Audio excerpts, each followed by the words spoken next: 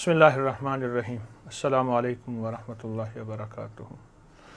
آج محرم الحرام کی نمی رات، ڈوبتا دن، زندگی کے وہ واقعات جو کہ محرم میں گزرے، پھر آل رسول کے ساتھ آئیں ہم ایک واقعہ بیان کرتے ہیں، بہت ہی دلچسپ، سبق بھی، ذکر بھی، تسبیح بھی اور وظیفہ بھی۔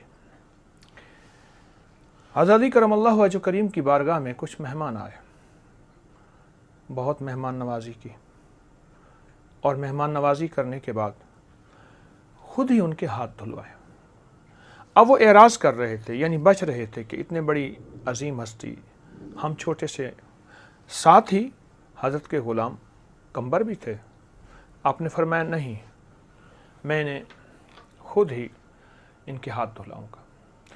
اصل میں اس واقعے کو سمجھنے کے لیے یہ بات ہمیں سمجھنا ضروری ہے، حفظ مراتب ان لوگوں نے سیکھا، اور اللہ کے حبیب کملی والے سے اور امت کو سکھایا کہ مرتبوں کا خیال کیا ہے۔ دنیا کے اعتبار سے کوئی شخص بڑا ہے، مقام کے اعتبار سے بڑا ہے، عزت اور وقار کے اعتبار سے بڑا ہے، تو اس کا مقام، اس کا وقار، اس کا احترام کیسے؟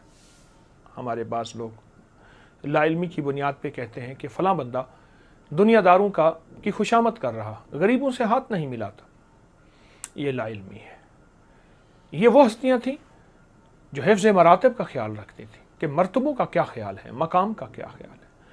وہ کچھ قبائل کے غلام، قبائل کے آقا تھے، یعنی سردار تھے، اور حضور میرے آقا حضرت علی کرم اللہ وجہ کریم نے چونکہ حضور سے سیکھا تھا حفظ مراتب، اب ان کے ہاتھ خود دھلا رہے ہیں، اور وہ اعراض کر رہے ہیں، کھینچ رہے ہیں کہ آپ کے غلام کمبر موجود ہیں، آپ کے خادم، آپ انہیں حکم فرمائیے وہ ہمارا ہاتھ دھلا دیں۔ آپ فرماتے ہیں نہیں، میں دھلاؤں گا۔ اب ان کا اصرار بڑھا، ان کی منت بہت زیادہ بڑھ گئی۔ وہ سردار تھے اپنے قبائل کے، لیکن حضرت علی کرم اللہ وجہ کریم سرداروں کے سردار تھے، علم کے سردار تھے، روحانیت کے سردار تھے، تقوی کے سردار تھے، سجدوں کے سردار تھے، اور آل رسول کے سردار تھے۔ آپ نے زندگی میں شجاعت کو سرداری دی، بہادری کو سرداری دی۔ آپ نے بہترین عقدے پل بھر میں حل کیے اور عجیب فیصلے فرمائے جو دنیا کا کوئی بندہ نہ کر سکتا تھا۔ آپ نے ہر شعبے کو سرداری دی۔ آخر کار آپ کا حکم ماننا پڑا ان سرداروں کو، جو قبائل کے سردار جنہوں نے کھانا کھایا تھا۔ اب جب انہوں نے ہاتھ آگے کیے اور حضرت علی کرم اللہ وجہ نے ہاتھ دھلوائے، تو ایک دم انہوں نے پھر ہاتھ کھینچ لیے۔ بولنے لگے حضور آپ ہمارا ہاتھ دودھ سے دھلوا رہے ہیں۔ آپ نے فرمایا پانی ہے، دودھ تو نہیں ہے۔ میں حضور دودھ ہے۔ آپ مسکرا دیے، فرمایا ہاتھ دھوئیں، میں راز بتاتا ہوں کہ یہ دودھ ہے یا پانی ہے۔ اب انہوں نے ہاتھ دھوئے، اور ہاتھ دھونے کے بعد آپ تسلی سے بیٹھے، اور آپ کے خادم کمبر نے وہ برتن اٹھا لیا، دھونے کا، دھلانے کا نظام، نشست پھر لگی۔ تو حضرت علی نے فرمایا تم جو دیکھ رہے تھے سچ دیکھ رہے تھے، اور فرمایا میرے سینے سے جو نور نکلا وہ تمہارے اندر منتقل ہوا، اور نکلا کس وقت؟ جب یہ چھوٹی سی منت کا سلسلہ چلا کہ حضور ہمارے ہاتھ آپ نہ دھلوائیں، آپ کے خادم کمبر دھلوائیں۔ فرمایا وہ توجہات نکلی تو تمہارے اندر آنکھوں کے سامنے وہ حقیقت نظر آئی جن کو ہر وقت میں دیکھتا ہوں، اور وہ حقیقت یہ ہے کہ یہ نور تھا جسے تم دودھ کی شکل میں دیکھ رہے تھے۔ یہ انوارات تھے ایک عمل کے، ایک وظیفے کے، ایک تسبیح کے، ایک ذکر کے۔ وہ لوگ حیران ہوئے کہ وہ عمل کیا ہے، وہ ذکر کیا ہے، وہ تسبیح کیا ہے، وہ وظیفہ کیا ہے۔ آپ نے فرمایا 300 سال دشت نوردی کرو، 300 साल सहराओं में फिरो, वीरानों में फिरो, जहाँ हर तरफ जंगल ही जंगल है, दुश्मन ही दुश्मन है, कहीं सांप, कहीं बिच्छू, कहीं मगरमच्छ, कहीं शेर। दश्त नवर्दी करो 300 साल, और उनमें हर रात क़याम में मुसल्ले पे, और हर दिन रोज़े के साथ, रोज़े के साथ। और मैं 300 साल दश्त नवर्दी करो, 300 साल के बाद तुम्हें जो मोती मिलेगा आज वो मोती देने लगा हूँ। इंसान की ज़िंदगी 300 साल हो और इंसान 300 साल फिरता रहे जगह जगह, कितनी आजमाइश होगी और कितनी तकलीफ़, और क्या मुजाहिदा होगा और क्या कुर्बानी होगी। आका ने फरमाया, हज़रत अली ने, कि 300 साल दश्त नवर्दी करो। आपने सुना होगा कि फ़लाँ ने 14 साल चिल्ला काटा, 40 साल जंगल में फिरते रहे और फ़लाँ जोगियों के साथ रहे। लेकिन मेरे आका ने फरमाया 300 साल दश्त नवर्दी कर, दुनिया फिर, ज़माना फिर, पहाड़ों की गारों में जाओ, वहाँ कुदरत के मज़ाहिर देख, जंगलों में जाओ, वहाँ वीराने भी देख, कुदरत की ताकत भी देख, और कुदरत ने किस किस चीज़ को, किस मखलूक को क्या ताकत दी है। किसी को डसने की ताकत है, किसी को पकड़ने की ताकत है, किसी की फैल जाने की ताकत है। कुछ जानवर ऐसे हैं जो ज़मीन पे सिर्फ सर रखते हैं, ज़मीन को फाड़ देते हैं, अंदर गुम हो जाते हैं। तो कुदरत में जड़ी बूटियों को देख, आसमानों को देख, ज़मीन को देख। अफला यंजुरून इलल इबिली कैफ़ खुलिकत व इलस समाई कैफ़ रुफ़ियत व इलल जिबाली कैफ़ नुसिबत व इलल अर्ज़ कैफ़ सुतिहत। ये दश्त नवर्दी कर, दुनिया को देख, पहाड़ों को देख, समंदरों को देख, ज़मीनों को देख।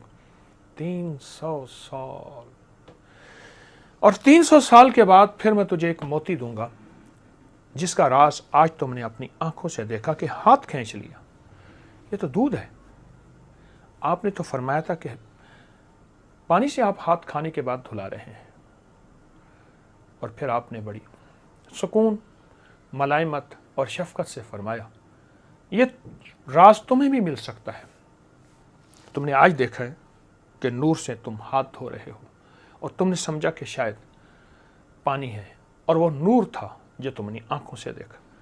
फरमाया ये कैफियत तुम्हारे साथ हर वक्त रह सकती है। हाँ, ख्याल करना, कभी नज़र आएगी, कभी नज़र नहीं आएगी, कभी कुदरत के मज़ाहिर मिलेंगे, कभी हुक्म मिलेगा, हर वक्त नज़र आना ज़रूरी नहीं। फरमाया हर लुक़मे पे बिस्मिल्लाह पढ़ना और हर खाने के बाद अल्हम्दुलिल्लाह पढ़ना। बस ये राज है, अजब राज है, छोटा सा राज। इन बड़ों ने ये राज दिया। 300 साल फिरता रहे, 300 साल के बाद रूहानियत का निचोड़ निकाल, सारी रूहानियत का निचोड़, सारी विलायत का निचोड़, और कलंदर बन जा तू, गौस के मर्तबे पर पहुंच, कबूलियत के आला मकाम और रूहानियत के आला दर्जे तक तुझे मर्तबा मिल जाए। फिर मिलने के बाद देख तो तुझे सिर्फ एक चीज़ मिलेगी, और वो मिलेगी कि तू खाने पे हर लुक़मे में बिस्मिल्लाह पढ़। फरमाया, और खाने के बाद अल्हम्दुलिल्लाह पढ़। और फरमाया ये चीज़ सिर्फ मुझे नहीं, तुम्हें भी मिल सकती है। वो क्या हस्तियां थीं जिन्होंने राज अपने तक नहीं रखा?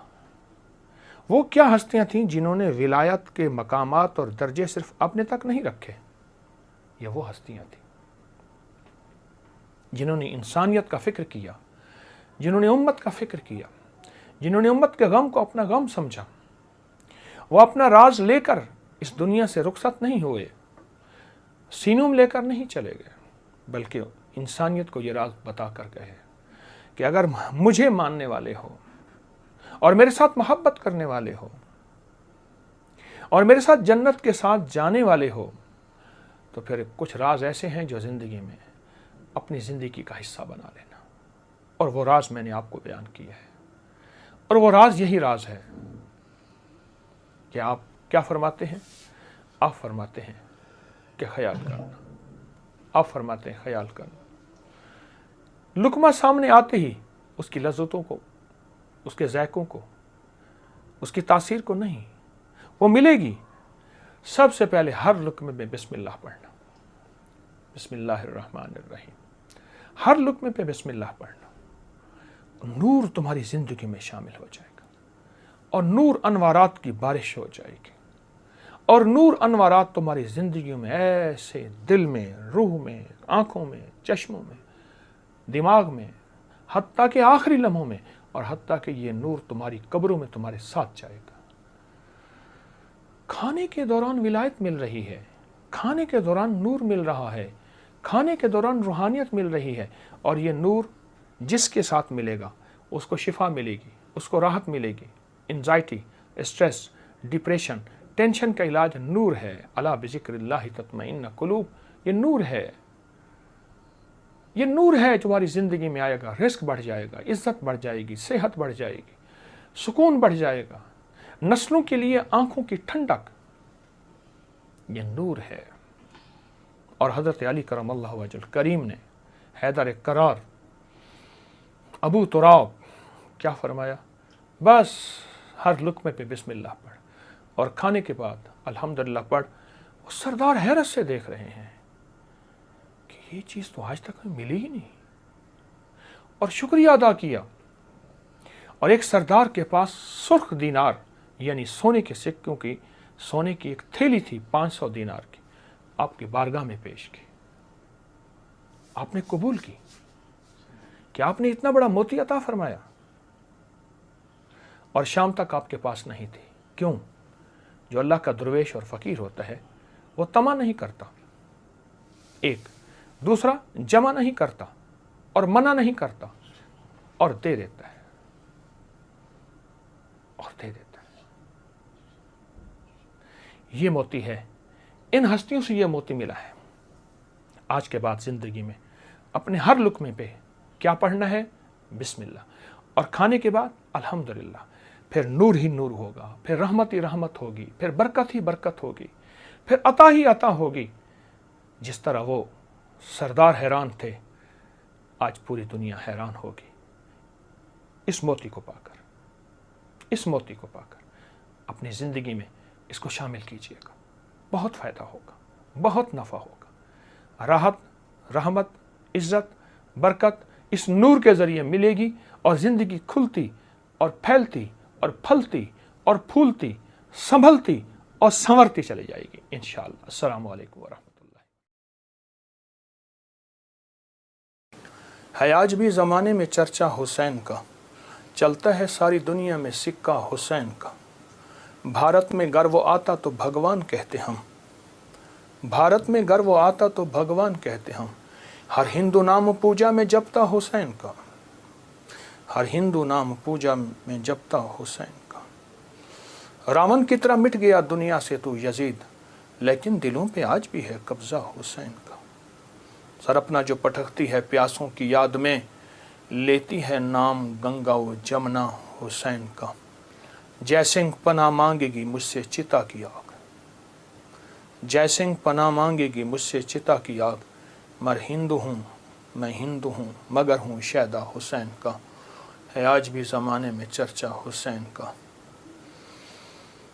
ایک ہندو کا اظہار عقیدت ہے اس کے مذہب کے مطابق، اس کے ایمان اور اس کے عقیدے کے مطابق۔ محرم کی گھڑیاں حضرت امام حسین، ان کے قافلے، ان کی محبتوں کے ساتھ بہت نمایاں ہوئیں۔ لیکن اگر محرم کو ہم ازل سے دیکھیں تو حضرت آدم علیہ السلام زمین پہ جو تشریف لائے محرم کے مہینے میں آئے۔ نوح علیہ السلام کو جو کشتی میں کنارہ ملا محرم کے مہینے میں ملا، اور لوط علیہ السلام کی قوم کو آخر کار ان میں سے جتنے لوگوں نے توبہ کی محرم کے مہینے میں۔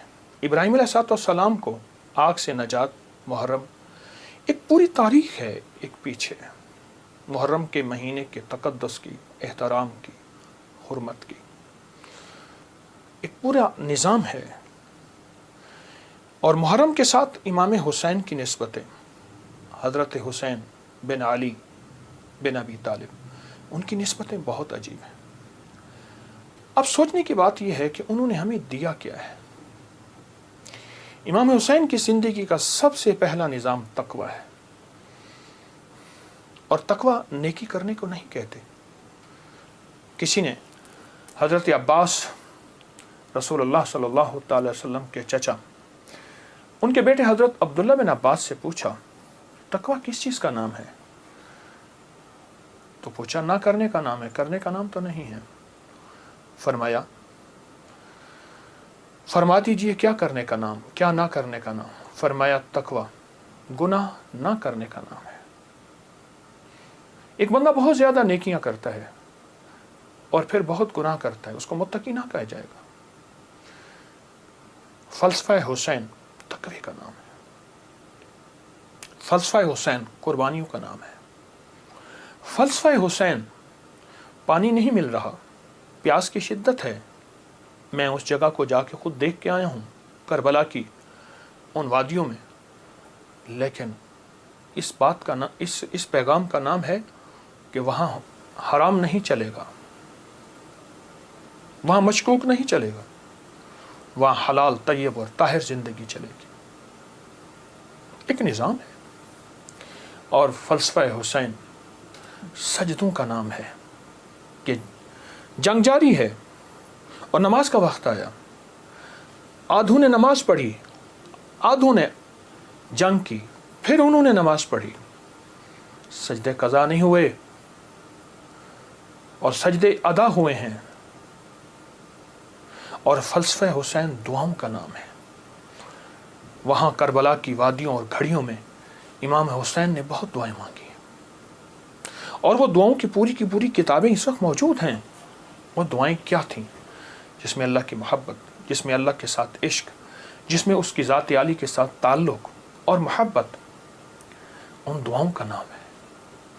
اور فلسفہ کربلا کا ایک پیغام دیتا ہے کہ خیال کرنا، جب ایک طرف حق ہے اور ایک طرف ناحق ہے، اور وہ حق حلال کی شکل میں آئے، طیب طاہر کی شکل میں آئے، حلال کی شکل میں، طیب طاہر کی شکل میں آئے، تو پھر حلال کبھی نہ چھوڑنا، اور حرام کے اوپر تمہیں کائنات کیا تخت مل جائے، اس کو کبھی اس کے قریب نہ جانا۔